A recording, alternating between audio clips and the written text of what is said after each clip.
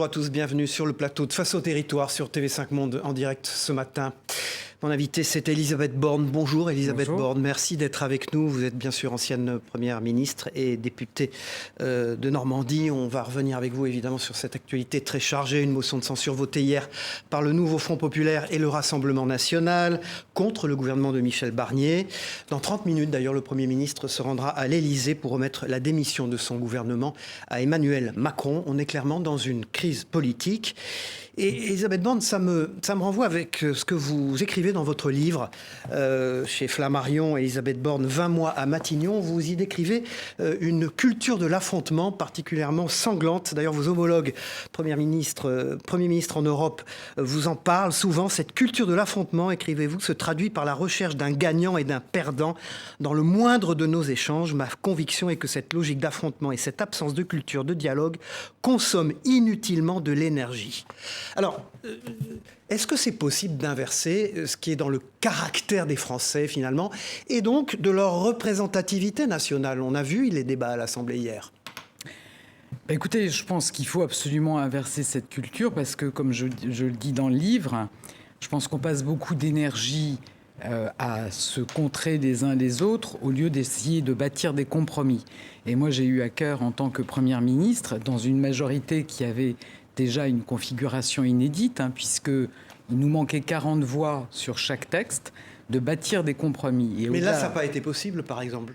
En l'occurrence, on a encore descendu une marche par rapport à l'époque où vous étiez à Matignon, il n'y a pas si longtemps. Alors, ce qui est clair, c'est que l'Assemblée est encore plus éclatée. Elle est structurée en 3 blocs.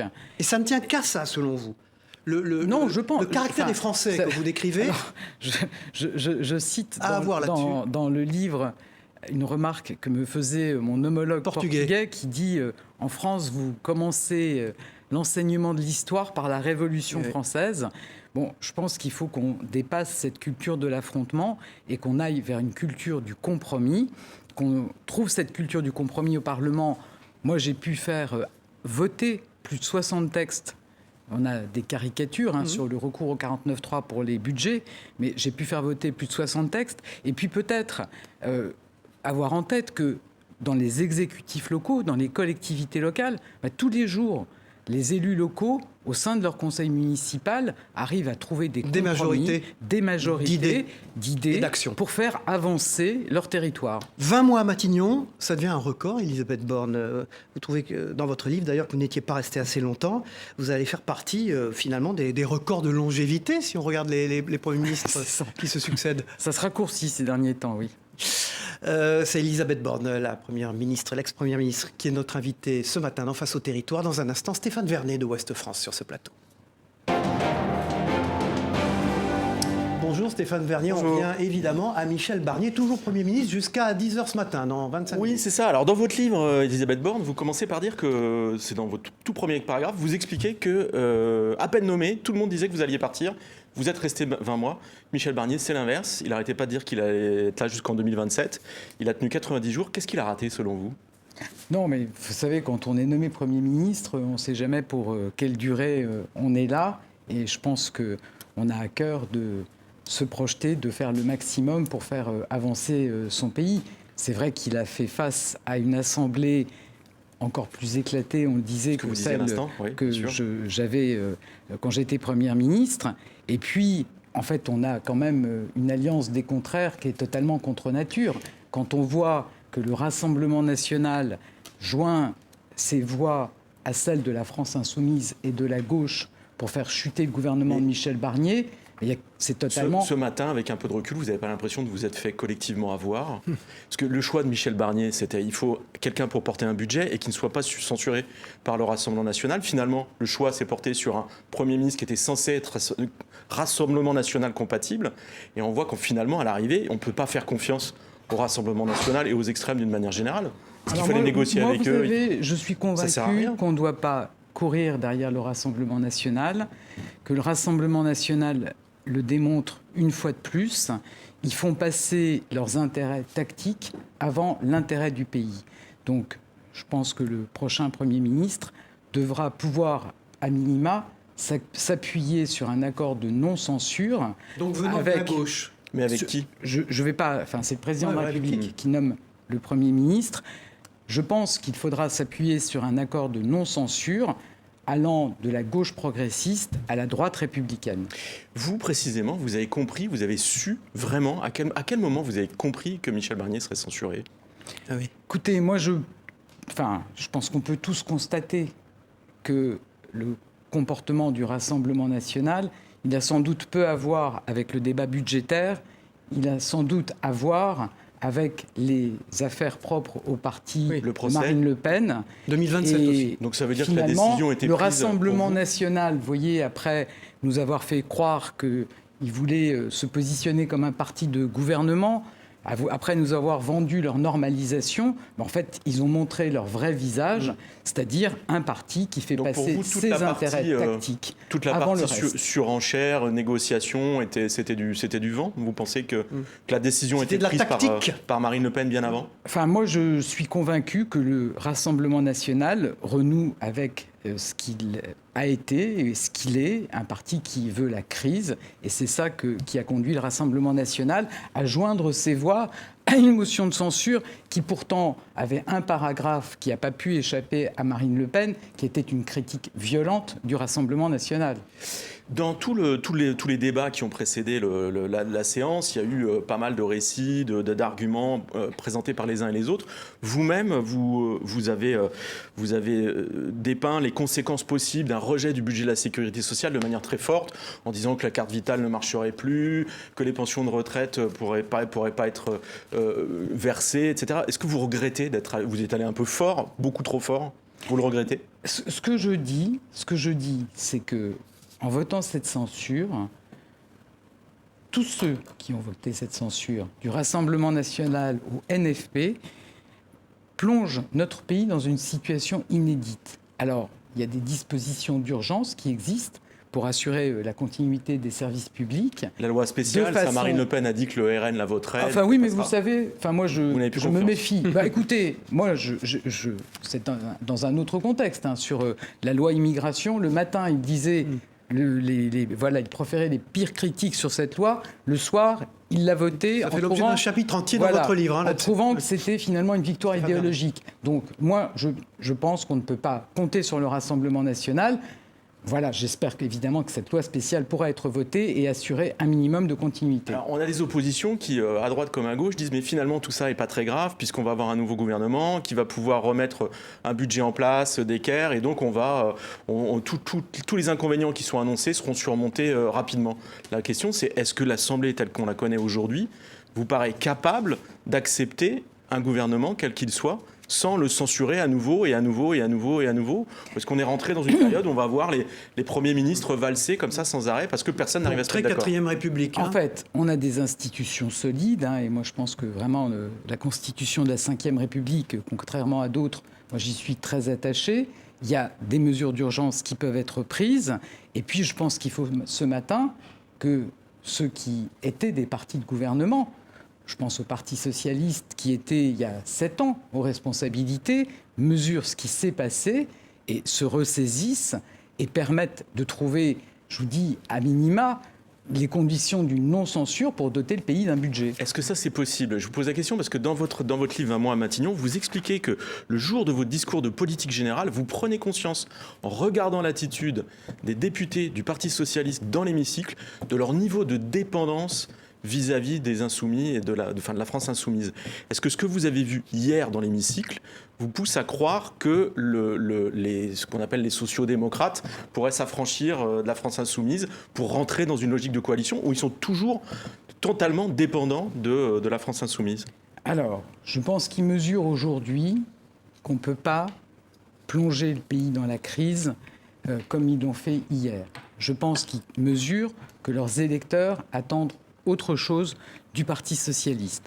Et puis, peut-être de façon plus structurelle, moi je suis convaincu qu'il faut qu'on sorte de cette logique de bloc et que ça passe par un changement de mode de scrutin, un scrutin à la proportionnelle qui permet, départemental, qui permet, comme chez nos voisins, de faire des coalitions et qui évite que les partis de gouvernement se trouvent enfermés dans des alliances avec des extrêmes. Le problème aujourd'hui, c'est que si on avait, quand on écoute le Parti socialiste, le discours, c'est de dire on peut très bien créer un gouvernement qui propose un programme qui soit systématiquement débattu à l'Assemblée 149.3, qui ait des accords texte par texte. Ça, c'est ce que vous avez essayé de faire quand vous étiez aux manettes. C'est ce que j'ai fait. Vous aviez une majorité très relative. Aujourd'hui, il n'y a plus de majorité du tout. Est-ce que c'est possible? Et est-ce que vous voyez l'Assemblée telle qu'elle existe aujourd'hui être capable de s'entendre sur autre chose qu'une abrogation de la réforme des retraites? Je pense que l'Assemblée, elle doit réussir. Et pour ça, il faut travailler, je vous dis, avec tous les groupes de la gauche responsable, de la gauche progressiste à la droite républicaine. La priorité, c'est de doter la France d'un budget. Ensuite, on n'est pas obligé de légiférer à tour de bras. Je pense qu'on peut déjà s'occuper de mettre en œuvre les textes qui existent. Et puis, il faut rechercher des sujets sur lesquels on peut trouver des compromis. Vous voyez, par exemple, le sujet de la fin de vie, qui n'est pas consensuel, il clive autrement. Enfin, en tout cas, il n'enferme pas les différents partis dans leur bloc. J'ai droit à une dernière question. Je vais vous poser une question d'actualité. Les fonctionnaires manifestent aujourd'hui pour protester contre le budget du gouvernement Barnier. On n'a plus de gouvernement Barnier, on n'a plus de budget. À quoi ça sert de continuer à faire la grève? Bon, je pense qu'il pourrait se poser la question, en effet. La une de Ouest France, Stéphane Vernet. Évidemment, une une liée à l'actualité, bien sûr. C'est Michel Barnier. Le gouvernement renversé, la France dans l'attente. Voilà, et puis la une de Voile et Voilier de décembre 2024, là, qui vient d'arriver, c'est Rêver sans limite. C'est une d'actualité aussi. On en a besoin en ce moment. Ouais. Merci. Stéphane Vernet, éditorialiste politique à Ouest France. On va partir pour Lille, si vous le voulez bien, pour retrouver notre camarade coéquipier Guillaume Desplanques, qui est rédacteur en chef info de WEO TV, la chaîne du groupe La Voix du Nord, du groupe Rossel-Lavoie. On écoute Guillaume Desplanques. Elisabeth Borne, bonjour. En 2022, en tant que Première ministre, vous avez prononcé un discours pour le lancement de la France Nation Verte en soutenant la décarbonation. Alors après l'annonce des fermetures des sites de Denain dans le Nord et de Reims, le géant mondial de l'acier ArcelorMittal suspend son projet à 2 milliards d'euros pour décarboner sa production à Dunkerque. Votre réaction? Je pense qu'on a un certain... D'abord... avoir une pensée pour les salariés des sites. Surtout de cette région qui est très concernée, très impactée. D'une région qui a été depuis des décennies ravagée par la désindustrialisation.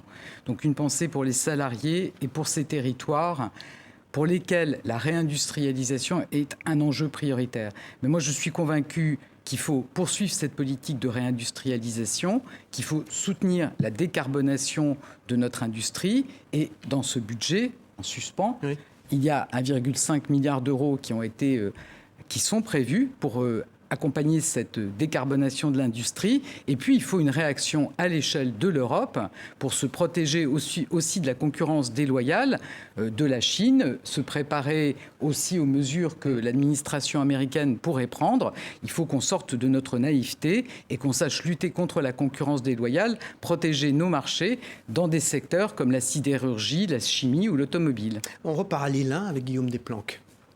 Le 15 novembre dernier, vous êtes auditionné au Sénat dans le cadre d'une mission d'information sur la dérive des comptes publics. Vous avez reconnu avoir été alerté à la fin de l'année 2023 sur le caractère critique de la situation budgétaire. Le bateau était-il déjà en train de couler ? Comme vous le soulignez, vous savez, au moment où mon ministre de l'économie m'écrit que... Bruno Le Maire. Que les services du ministère de l'économie craignent que les recettes ne soient pas au rendez-vous, les textes, notamment le projet de loi de fin de gestion de 2023 est déjà promulgué et on est en train de terminer l'examen du budget pour 2024. Donc on est prévenu très tardivement de cette mauvaise surprise sur les recettes, puisque la croissance est au rendez-vous, mais que les recettes ne correspondent pas à ce que les modèles du ministère de l'économie prévoient habituellement. Donc immédiatement, on commence le travail pour pouvoir geler des crédits dès le début de l'année 2024, et c'est ce que mon successeur fera. Elisabeth Borne, l'ancienne Première ministre, est notre invitée aujourd'hui dans Face au territoire. Cette émission est coproduite par le groupe Rossel France. On va donc regarder la une de La Voix du Nord dans un instant, la chute du gouvernement Barnier bien sûr, et la une du Courrier Picard, puisque La Voix du Nord, le Courrier Picard, WEO TV, la chaîne des Hauts-de-France et 20 minutes sont partenaires de cette émission. Merci Stéphane Vernet. Dans un instant, Denis Caro, directeur des rédactions du groupe Nice Matin, est sur ce plateau. Bonjour Denis Caro. Alors les émeutes de 2023 dont Elisabeth Borne parle dans son livre 20 mois à Matignon, un chapitre entier. Oui, Elisabeth Borne, on voit dans le livre que vous avez été profondément marquée par cet épisode, ces émeutes de l'été 2023. Après la mort du jeune Naël, vous avez aussi très mal vécu le fait qu'Emmanuel Macron décide que ce ne seriez pas vous qui gérerez la crise en première ligne. Est-ce que ça aurait changé quelque chose ? En fait, j'évoque ce sujet effectivement dans le livre. D'abord, j'ai été marqué, je pense que tout le pays a été sidéré par ce qui s'est passé à ce moment-là. Où on rappelle le contexte. Naël Merzouk, 17 ans, a été tué à bout portant par un policier. Donc c'était effectivement une période où certains quartiers se sont enflammés. En fait, ce ne sont pas des quartiers, c'est ça qui était tout à fait paradoxal dans ces émeutes. C'est que finalement, ces scènes de violence, on en a eu dans des villes moyennes qui n'avaient pas de quartier politique de la ville. Certains quartiers politiques de la ville, au contraire, n'ont pas été du tout sujets à ces émeutes. Donc c'est un phénomène compliqué sur lequel on a souhaité prendre le temps de comprendre qu'est-ce qui avait pu générer une telle réaction. Ce que j'évoque, vous savez, et je fais aussi des propositions dans le livre, je pense que les différentes réformes de notre Constitution de 1958 conduisent à une forme d'ambiguïté sur les rôles respectifs du président de la République et du Premier ministre. Alors vous avez voulu faire changer les choses. Le 26 octobre 2023, vous avez présenté un plan global qui n'a jamais été appliqué. Ça veut dire que rien n'a changé et que les choses peuvent recommencer comme avant. Moi, j'ai présenté un plan effectivement le 23 octobre qui voulait répondre à des sujets de renforcement de nos forces de sécurité, doter les polices municipales de nouveaux pouvoirs, qui visait aussi à avoir une réponse pénale adaptée à la fois pour les jeunes et puis aussi pour les parents qui ne jouent pas leur rôle, et à accompagner notamment les familles monoparentales, puisque une des caractéristiques, c'est que beaucoup de ces jeunes étaient issus de familles monoparentales. Évidemment, moi, je regrette que les événements qui ont suivi n'aient pas permis de mettre en œuvre ces différentes mesures. Je pense qu'elles restent pleinement d'actualité, qu'on a besoin de pouvoir, quand on a des jeunes qui commencent à emprunter un mauvais chemin, avoir une réponse rapide. Et c'est ce qu'avait à l'époque préparé notamment le garde des Sceaux.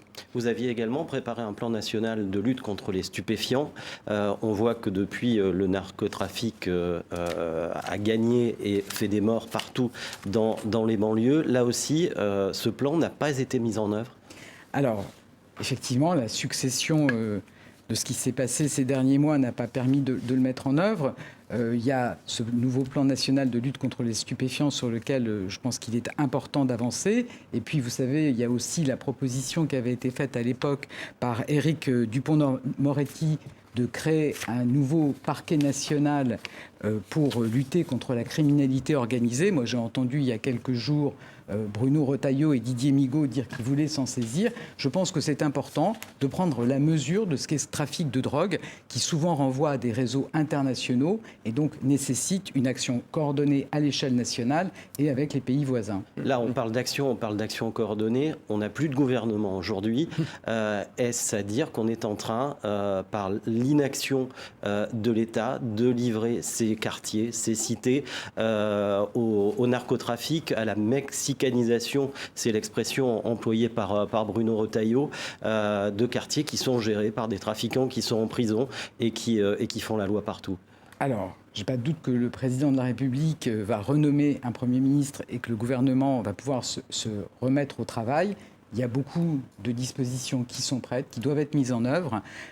Effectivement, on est face à des phénomènes de grand banditisme qui dépassent nos frontières et qui appellent des réponses fortes.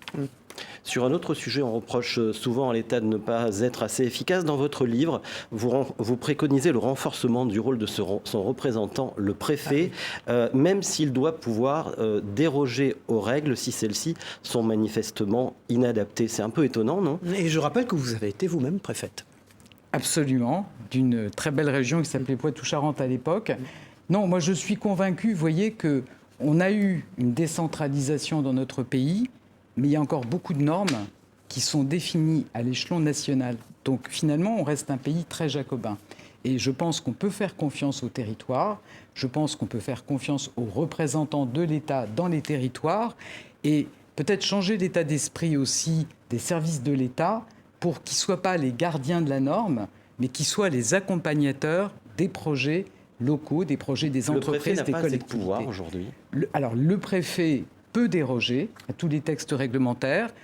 Il y a aussi des enjeux de responsabilité qu'il faut traiter parce que tous les préfets ne s'en saisissent pas. Moi, quand je les avais réunis à la rentrée 2023, je leur avais dit « saisissez-vous de votre pouvoir de dérogation ». Vous savez, je cite une anecdote. Je me suis rendu à la Réunion et le préfet m'a parlé de l'application des normes neige sur les bâtiments. Bon, donc on se dit que c'est bien d'avoir des normes nationales, mais qu'il faut être capable, quand manifestement elles ne sont pas adaptées au territoire, le préfet doit pouvoir écarter ces normes inadaptées et s'assurer qu'avec les collectivités locales, on trouve le meilleur compromis, la meilleure façon de faire avancer les projets. Denis Caro, la une de Nice Matin. Vous dirigez également les rédactions de Var Matin et de Monaco Matin. Alors, il n'y a pas que les eaux troubles de la politique. Il y a l'actualité locale avec cette annonce extrêmement forte hier, la fermeture définitive en janvier prochain du parc Marineland à Antibes. Le premier employé... Je croyais que c'était lié à la motion de censure. Non, c'est pas lié. Premier employeur saisonnier de la région et qui a accueilli des millions de visiteurs depuis les années 70. Elisabeth Borne pensait, quand elle a vu votre une tout à l'heure, que c'était déjà fermé. Marineland. Oui, parce que ça fait un moment qu'ils ont des difficultés. Et qu'on cherche notamment à une destination pour les orques qui sont toujours à Marineland. Vous restez avec nous une seconde. Denis Caro, directeur des rédactions du groupe Nice Matin. Elisabeth Borne, donc motion de censure votée hier par le Nouveau Front Populaire et le Rassemblement National contre le gouvernement de Michel Barnier qui du coup saute. François Hollande, ancien président de la République, a voté donc cette censure. Est-ce que c'est compatible avec le fait qu'il ait déjà dirigé la France en tant que président de la République, de se joindre comme ça à une crise politique votée par le Nouveau Front Populaire? Alors, sans rentrer dans des attaques personnelles, moi je ne comprends pas. Je ne comprends pas parce que, je vous dis, oui, on aura un nouveau gouvernement, oui, il y a des dispositions d'urgence, mais je pense qu'il mesure pleinement la difficulté dans laquelle entre notre pays et je pense qu'on peut attendre autre chose. Un président ne doit pas faire ça? Je pense qu'on peut attendre autre chose d'un ancien président de la République et plus généralement, moi, je compte sur tous les partis qui ont gouverné le pays, qui mesurent ce que ça veut dire, la difficulté, qui mesure aussi le contexte actuel, qui n'est pas simple, au plan international, au plan y compris économique et social dans notre pays. Je pense qu'il faut que chacun ait en tête l'intérêt du pays. Qui peut parler à François Hollande aujourd'hui dans le groupe parlementaire ? Dans notre groupe parlementaire, enfin, je pense que tout le monde peut parler à François Hollande. Je pense que le sujet, c'est vraiment que les partis qui ont gouverné, qui pensent gouverner demain, puissent arriver à se rassembler pour, à minima, convenir qu'il faut un socle minimal de non-censure et permettre de doter le pays d'un budget. Et l'ancien président de la République peut contribuer à cette démarche-là, comme Gabriel Attal avait appelé d'ailleurs à ce que les socialistes le fassent? Je n'ai pas de doute, vous voyez, qu'il y a beaucoup parmi les députés socialistes qui réfléchissent à ce qui s'est passé et qui souhaitent renouer avec ce qu'a été le Parti socialiste, c'est-à-dire un parti responsable et de gouvernement. Elisabeth Borne, l'ancienne première ministre, est notre invitée en direct ce matin dans Face au territoire. Dans un instant, Floréal Hernandez, rédacteur en chef de 20 minutes sur ce plateau. Bonjour Floréal Hernandez. Bonjour. Alors, le niveau des élèves en mathématiques vous pose problème, pas qu'à vous d'ailleurs, ça pose problème à la France. Sur moi, je ne serais pas capable de résoudre le problème, je le dis clairement, mais vous, Elisabeth Borne, vous avez été polytechnicienne, les maths, ça doit plus vous parler qu'à moi. Hier, donc, il y a cette étude Teams qui est tombée sur le niveau des jeunes Français et Françaises en CM1, en 4e, c'est pas bon. On est dans les derniers de l'OCDE ou de l'UE. Et plus inquiétant, l'écart entre les petites filles et les garçons s'accroît, mais dès le CP. Pourtant, on a Qui sont les meilleurs? C'est les petits garçons, étonnamment. Enfin, je ne sais pas si c'est étonnant ou pas, je n'arrive pas à comprendre pourquoi. Mais on n'arrive pas à enrayer cette chute de niveau et surtout cet écart. Pourquoi ? Vous savez, il y a des statistiques qui sont assez édifiantes, qui montrent que l'appétence des petites filles et des petits garçons avant l'entrée en CP pour les matières scientifiques et techniques est à peu près le même. Et après 1 an de CP, il y a un écart très important qui se creuse. Forcément, il faut qu'on réfléchisse avec les professeurs des écoles à ce qui peut créer ce changement en 1 an de CP. Vous avez réussi parce que vous étiez bonne en maths, Elisabeth Borne? Écoutez, les maths, ça m'a aidé parce que je raconte dans le livre que j'ai pas eu une enfance tout à fait simple et que voilà, ça avait pour moi quelque chose de rassurant de savoir que tous les jours 2 et 2 font 4. Mais il faut absolument qu'on sorte peut-être de stéréotypes que inconsciemment on propage au sein de l'école, qui font qu'on interroge plus les garçons quand on est sur des matières scientifiques que les filles, et que les filles se mettent en retrait sur ces matières. Et je le dis, c'est important parce que je pense que par ailleurs, vous voyez, dans les écoles d'ingénieurs, je trouve que la relation fille-garçon a tendance à se durcir, que les garçons se sentent menacés. Il ne s'agit pas de prendre la place des garçons, il s'agit de dire qu'on a besoin d'avoir plus de jeunes qui s'engagent vers ces métiers scientifiques et techniques. Est-ce que c'est inquiétant pour la recherche française qu'en sciences et en maths, il y ait un recul du niveau des petits Français, les petites Françaises? Bien sûr qu'il faut continuer à agir. Alors on a préparé un plan sur les mathématiques, on a mis en place des formations pour les professeurs des écoles. Ça veut dire qu'il faut continuer, sans doute accélérer, évaluer ce qui ne marche pas. Et on a absolument besoin, les métiers de demain, beaucoup sont des métiers qui nécessitent des connaissances dans les domaines scientifiques et techniques. Donc on a besoin de tout le monde, des garçons de meilleur niveau et des filles qui vont aussi vers ces matières. Vous disiez, les relations se tendent entre garçons et filles à l'université. Il y a à l'Éducation nationale un programme d'éducation à la vie affective, relationnelle et sexuelle qui doit être mis en place, qui a été attaqué la semaine dernière par les milieux conservateurs, aussi par le ministre délégué à la réussite scolaire, qui s'est fait taper sur les doigts par Anne Gendel, la ministre de l'Éducation nationale. Comment faire que ces 3 séances annuelles soient bel et bien dispensées partout? Aujourd'hui, il n'y a que 15% des élèves qui ont accès à cette éducation à la sexualité. Oui, il y a même une loi qui prévoit que ce soit généralisé, qui ne s'applique pas depuis des années. Il faut que soit finalisé le programme. Vous savez que le Conseil supérieur des programmes y a travaillé, que la ministre a directement regardé le contenu du programme, qui doit être validé par un haut conseil.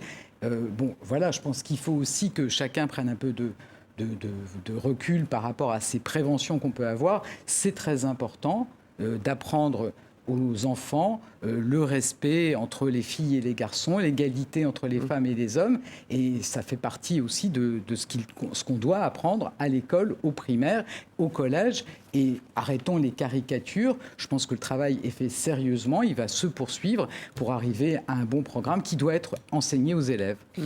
Lors de ces séances, c'est notamment l'occasion de casser les clichés sur le sexisme. Et vous dites que le sexisme, dans votre livre, vous le dites que le sexisme est plus ancré en politique qu'en entreprise. Vous pensez que si vous aviez été hier face aux députés, ça aurait été encore pire pour vous avec ce sexisme latent qu'il peut y avoir à l'Assemblée nationale et en politique? Vous décrivez d'ailleurs, vous arrivez à Matignon, vous invitez Édith Cresson, qui a été votre prédécesseur longtemps avant vous. Vous racontez un dîner surréaliste où elle raconte les violences auxquelles elle a eu affaire. Oui, je pense que, vous voyez, elles étaient plus décomplexées à l'époque d'Édith Cresson. Maintenant. Mais elles sont toujours présentes on les et voit elles régulièrement. sont assez insidieuses contre les femmes. C'est-à-dire que la parité, on veut bien avoir autant de femmes que d'hommes sur les listes dans les conseils municipaux, mais de là à faire élire une femme maire, là ça devient plus compliqué. Puis quand une femme prétend... Et puis le conseil municipal, il n'est pas non plus paritaire? Alors, il est forcément paritaire en termes de conseillers municipaux, mais les postes d'adjoints ne sont pas du tout paritaires. En général, les femmes, quand on l'éducation, elles sont à la petite enfance. Voilà, les sujets comme les finances, les travaux, ça c'est plutôt pour les hommes. Donc je pense qu'on a encore du chemin à faire. Et peut-être, moi je note que, franchement, le groupe des Insoumis s'est mieux comporté avec Michel Barnier qu'il ne l'avait fait avec moi. Elisabeth Borne est notre invitée ce matin. Chez les Insoumis. L'ancienne Première ministre est avec nous sur ce plateau en direct. Restez avec nous, Floréal Hernandez. On part pour Nancy en duplex avec Sébastien Georges, qui est rédacteur en chef de l'Est républicain, du Républicain Lorrain. Et de Vosges Matin, il a une question à vous poser, Elisabeth Borne. Elisabeth Borne, bonjour. Je souhaite vous parler, pour commencer, de Stellantis et du marché mondial de l'automobile. Carlos Tavares vient de quitter la direction de l'entreprise par une démission forcée. Comment, aujourd'hui, envisagez-vous, quel est votre regard à la suite de cette démission et pensez-vous que ça aura des conséquences sur les usines de production françaises ? Moi, je ne vais pas faire la stratégie de Stellantis à la place des dirigeants du groupe. Évidemment, le gouvernement, quel qu'il soit, sera très vigilant à ce que les sites de production soient maintenus en France. L'État peut intervenir fortement, un nouveau Premier ministre peut... Vous savez, je pense par exemple qu'on a changé les primes dont on bénéficie quand on achète des véhicules électriques pour encourager à l'achat de véhicules produits en Europe et en France. Je pense que ces mesures qui favorisent notre industrie, l'industrie européenne, il ne faut pas hésiter à continuer à avancer dans ce sens. On repart à Nancy. Sébastien Georges, rédacteur en chef de l'Est républicain. Je voulais aborder maintenant la question du transport ferroviaire. Que pensez-vous de cette ouverture à la concurrence qui sera effective dans quelques semaines et qui provoque la colère des cheminots au sein de la SNCF ? Est-ce que pour vous, c'est un vrai plus pour les régions qui ont fait ce choix de recourir au privé pour l'organisation de leur transport ferroviaire ? Est-ce que, selon vous, il y a des risques pour le service, pour la desserte de toutes les communes concernées ?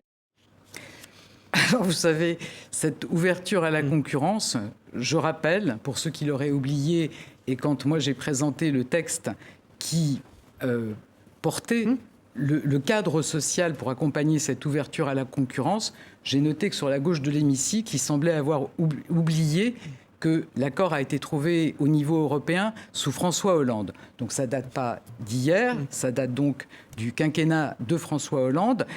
On a veillé, dans la loi ferroviaire que j'ai pu porter en tant que ministre des Transports, à garantir un sac à dos social pour les cheminots. Ce sont des délégations de services publics et donc ça reste la région qui définit le service, qui n'a donc pas de raison de changer si l'opérateur change. Et puis c'est l'ancienne présidente de la RATP qui s'exprime aussi ce matin. Absolument. Et pas simplement l'ancienne première ministre. La une de l'Est républicain et la une également du Républicain Lorrain, nos partenaires du groupe EBRA, coproducteur de cette émission. Donc le groupe EBRA, c'est le Républicain Lorrain, l'Est républicain, le Bien public, Vosges Matin, le Journal de Saône-et-Loire, le Progrès de Lyon, les DNA, les dernières nouvelles d'Alsace, l'Alsace et le Dauphiné.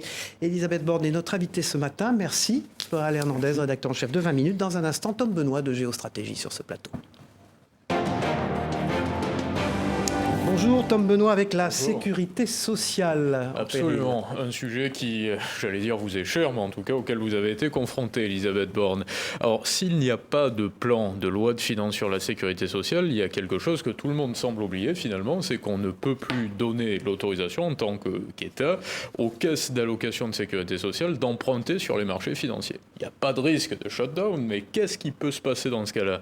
Où est-ce que la trésorerie va être trouvée par la sécurité sociale pour payer l'hôpital public, les pensions, tous les versements sociaux ? Alors, vous avez raison de souligner que dans le projet de loi de financement de la sécurité sociale figure cette autorisation. PLFSS, c'est voilà. ça. Figure projet cette de loi de autorisation. finances sur la sécurité sociale. Et c'est pour ça que quand ceux qui ont voté la censure disent « il ne va rien se passer, tout va bien », il faut voter une loi spéciale qui devra en plus comporter une autorisation pour ces organismes de sécurité sociale d'emprunter.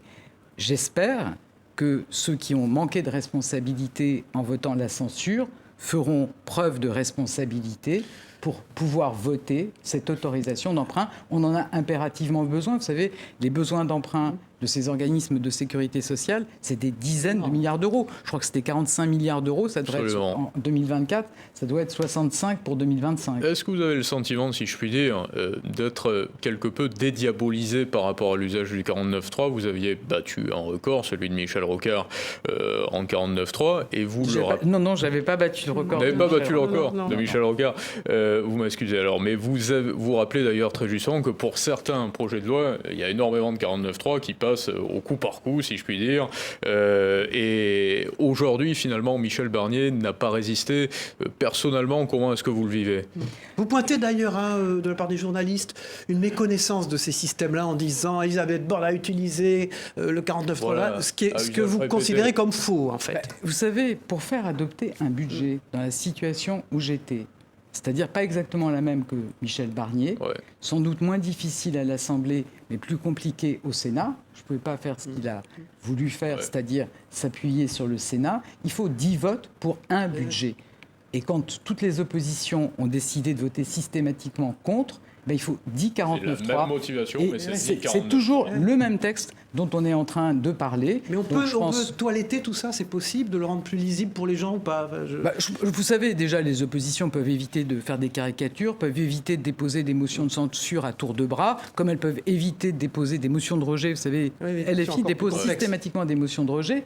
Mais en tout cas, le 49.3, je l'ai utilisé pour les textes financiers, mais 22 49.3 pour faire passer 2 budgets et la loi de programmation des finances publiques, c'est-à-dire notre trajectoire attendue par l'Europe et exigée par notre Constitution. Puis il y a un 49.3 qui est un choix effectivement politique sur les retraites.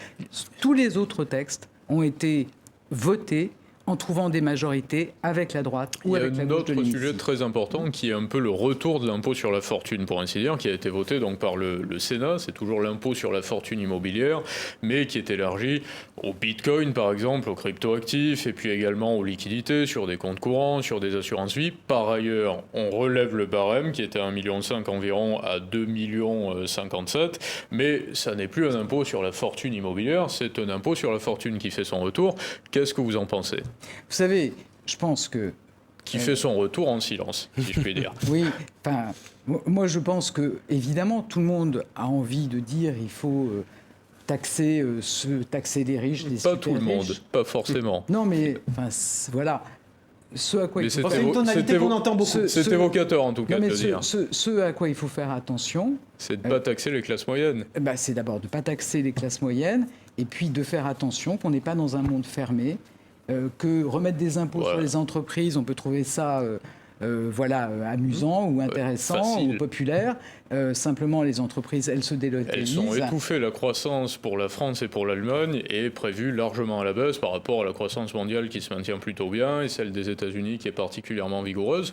Pour préciser à nouveau sur l'impôt sur la fortune immobilière, il y avait donc un impôt sur la fortune immobilière. Sur la fortune, il y en a eu plusieurs à partir des années 80. Emmanuel Macron avait transformé cela en impôt sur la fortune immobilière. Pas sur la fortune, mais sur la fortune immobilière.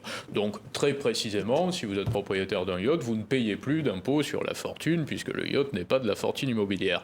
Et ce que nous dit le Sénat, et ce que nous disait Michel Barnier... Posez votre question, s'il vous plaît. Récemment, j'y viens, c'est que ça n'avait pas spécialement de sens, justement, et c'est pour ça qu'ils reviennent là-dessus. Est-ce que c'était une erreur d'Emmanuel Macron, justement, cette IFI ? Je pense que l'idée, c'est en tout cas de ne pas taxer les investissements qui soutiennent notre économie. C'est ça l'idée, et c'est ça qui me semble la bonne ligne. Pas taxer les investissements. Est-ce qu'Emmanuel Macron avait eu tort de transformer l'impôt sur la fortune en impôt sur la fortune immobilière ? Enfin, la logique était de ne pas dissuader les personnes qui peuvent investir dans notre économie. S'il y a des ajustements à faire, peut-être. En tout cas, l'objectif, c'est de ne pas décourager ceux qui peuvent investir dans notre économie. Parce que le grand danger aujourd'hui, finalement, porte surtout sur l'épargne et sur le sens de l'épargne, c'est-à-dire la réserve de valeur économique. La motivation du gouvernement et du Sénat est justement d'activer l'investissement. Mais si vous activez trop l'investissement, finalement, vous vous instaurez une incapacité de maintenir de l'épargne, de la réserve de valeur.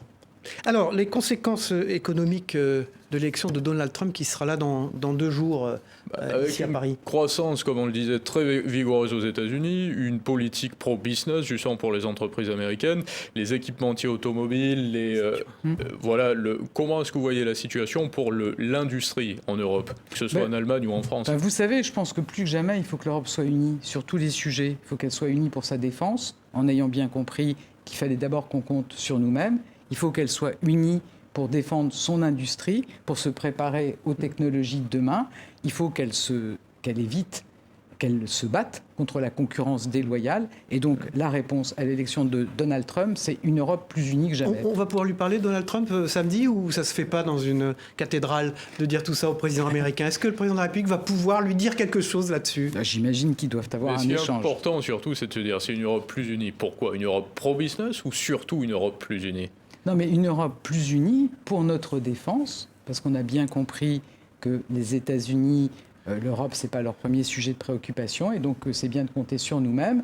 Et une Europe plus unie pour défendre ses intérêts. Alors vous avez été première ministre, c'est fini, s'il vous plaît. Vous avez été première ministre, Elisabeth Borne. Quand un président américain vient comme ça, alors là il n'est pas encore en fonction à la Maison-Blanche, on peut quand même avoir des échanges, essayer d'influencer les choses, où ça reste très formel. Là, il vient pour inaugurer la cathédrale. Est-ce que Emmanuel Macron va pouvoir lui parler vraiment ou pas? Vous avez assisté à des conversations avec les présidents des États-Unis. J'ai pas de doute qu'ils auront des échanges sur la situation internationale, sur les perspectives notamment de relations entre les États-Unis et l'Europe. Enfin, vous savez, mais finalement, quand les États-Unis ont pris leur plan l'IRA qui défendait l'industrie américaine quelque part au détriment de l'Europe, c'était déjà pas formidable. Donc je pense qu'à la fin, peut-être qu'il y a mieux à faire que de s'opposer entre les États-Unis et l'Europe. Et en tout cas, si les États-Unis prennent des mesures pour protéger leur économie, il faudra que l'Europe sache faire la même chose. Alors le site de Géostratégie Magazine, Tom Benoît. Avec un groupe, Autre Chose Group, qui est installé en Normandie et qui veut devenir le leader de l'alimentation saine et qui va lancer une plateforme en 2025 pour référencer différents entrepreneurs locaux qui travaillent avec des produits de qualité. Vous irez déjeuner dans ce restaurant, vous, député de Normandie, vous y êtes invité? Bien sûr, vous y êtes invité, naturellement. Je vous mettrai en relation avec Franck Archimbaud qui dirige ce groupe. Mais en tout cas, c'est important d'encourager les productions locales, les productions de qualité. Vous savez, c'était toute la logique de la loi Egalim, des lois Egalim. Et je pense qu'il faut continuer à soutenir nos agriculteurs et nos producteurs locaux. Lutter contre la malbouffe et les calories vides. Ensemble, en métropole, on quitte la métropole, on va rejoindre Cyril Boutier, qui est directeur éditorial de France Antilles. Il est en Martinique, il a une question à vous poser, Elisabeth Borne. Bonjour Elisabeth Borne. Les territoires d'outre-mer sont confrontés à des inégalités persistantes par rapport à l'Hexagone, comme en témoigne actuellement la crise contre la vie chère aux Antilles. Quels enseignements pourriez-vous tirer de votre expérience de Première ministre pour réduire ce fossé? Et quelles propositions concrètes seriez-vous en mesure de soutenir à l'Assemblée actuellement pour le développement de ces territoires? Alors, moi, je ne vais pas trouver des mesures à la place des élus de ces territoires. Je suis parfaitement consciente, vous savez, qu'on a effectivement des conditions d'accès à l'éducation, de développement économique qui ne sont pas satisfaisantes dans des territoires qui ont pourtant des atouts formidables et qui, par exemple, pour moi, devraient être nos vitrines en matière de transition écologique. Donc, c'est pour ça que j'avais présidé un comité interministériel pour les Outre-mer où il y avait de nombreuses mesures. Je pense qu'il faut continuer ce travail, soutenir nos Outre-mer. Sans doute aussi, et je pense que c'est quelque chose auquel les territoires sont attachés, faciliter les échanges qu'ils peuvent avoir avec leur bassin régional, parce que quand on doit importer des matériaux d'Europe, plutôt que de pouvoir s'approvisionner en proximité, c'est clair que ça renchérit les coûts, par exemple, de construction dans ces territoires. Voilà, on va passer la une de France Guyane et celle de France Antilles. Vous êtes allé réveillonner dans vos dernières heures, d'ailleurs, de Première ministre en Guyane. Et vous aviez l'air, d'ailleurs, d'y prendre du plaisir, d'aller visiter les militaires français qui s'occupent là-bas beaucoup de trafic, d'abord, et qui, au péril de leur vie, il y a eu 2 morts il y a quelques années dans le régiment que vous aviez visité. C'était comment ce dernier réveillon de Première ministre, sachant que ça bardait pour vous à Paris quand même? Écoutez, c'était l'occasion de partager ce réveillon, effectivement, avec des gens qui sont très engagés dans des conditions difficiles, qui font face à des orpailleurs qui sont à peu près prêts à tout. Et voilà, moi, c'était vraiment des gens admirables et qui montrent aussi quelque chose auquel moi je crois beaucoup. Vous savez, l'armée, finalement, c'est la possibilité pour des gens de profils très différents d'accéder aux plus hautes fonctions. Et c'était une très belle expérience. La une de France Antilles et la une de France Guyane. Merci Tom Benoît. Dans un instant, Demet Korkmaz, journaliste international à la rédaction de TV5 Monde sur ce plateau. Bonjour Demet Korkmaz. On va parler Mercosur. La presse en Uruguay est en pleine ébullition. Von der Leyen est en route pour Montevideo et tout le monde là-bas s'attend à ce qu'elle signe le traité de libre-échange, le Mercosur. Est-ce que vous pensez qu'elle peut signer en dépit des protestations de la France ? Je pense que le président de la République et Michel Barnier, quand il l'a rencontré récemment, ont insisté sur l'attente, l'exigence, je dirais presque, de la France que ce traité ne soit pas signé en l'état. Et quand on voit les tensions, je pense que ça serait effectivement indispensable qu'on se donne le temps de revoir le contenu de ce traité. Notamment, vous savez, considère qu'il n'est pas conforme aux accords de Paris, qu'il faut rassurer sur le fait qu'il y a bien des clauses miroirs, c'est-à-dire qu'on n'a pas des exigences très fortes, notamment pour nos agriculteurs, pour faire venir des produits qui ne respectent pas les mêmes exigences. Bon, visiblement, l'Allemagne est plus pressée de signer cet accord. Est-ce que là, cette divergence entre l'Allemagne et la France ne montre pas une nouvelle fois que cette Union européenne, elle avance parfois difficilement avec des pays qui ont des situations très différentes ? Forcément, les pays ont des situations différentes. Et vous savez, on parlait de compromis au début de l'émission. Je pense que l'Europe, elle a aussi montré qu'elle savait avancer en trouvant des compromis, en respectant... Mais là, il y aura forcément un perdant. Oui. Comment est-ce que les Français doivent le prendre ? Non, mais les Français cherchent des minorités de blocage pour éviter que le traité soit signé en l'état. Alors Emmanuel Macron était également en Arabie Saoudite. Il annonce une conférence sur la création d'un État palestinien en juin prochain, une conférence qui sera coprésidée par la France et par l'Arabie Saoudite. On a l'impression d'un président français qui, sur la scène internationale, se cherche un peu un parrain pour exister ou pour peser, en tout cas diplomatiquement. Non, enfin, je pense que la voix de la France, elle porte dans le monde. Évidemment, on peut aussi continuer des caricatures comme font certains. La France, elle s'est beaucoup impliquée, notamment pour le cessez-le-feu au Liban. La France, elle est très impliquée en Ukraine. La France, elle tient sa place au niveau international. Vous avez côtoyé évidemment Emmanuel Macron, parfois également avec ses homologues étrangers.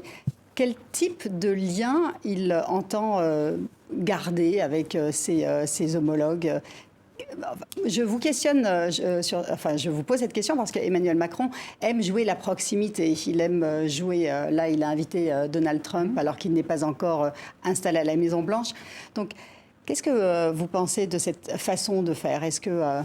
Enfin, vous savez, dans les relations internationales... Est-ce qu'il ne s'est pas un peu trompé ? Non, mais vous savez, dans les relations internationales, moi je pense qu'il y a effectivement la partie diplomatique officielle et évidemment, les liens personnels, ils sont très importants.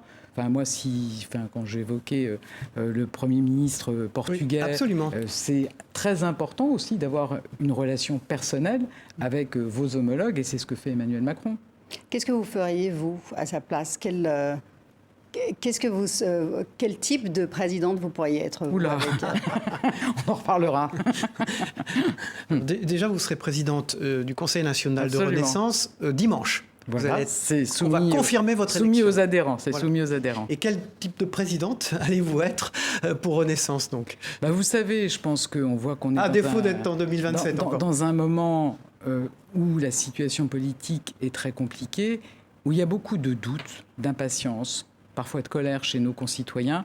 Et je pense que travailler les idées, proposer un projet qui réponde aux préoccupations de nos concitoyens, c'est tout ce qu'on attend d'un parti politique et c'est ce à quoi moi je veux m'employer en étant présidente du Conseil national de Renaissance. Et 2027, vous y pensez sans avoir à vous raser, bien sûr. C'est ça.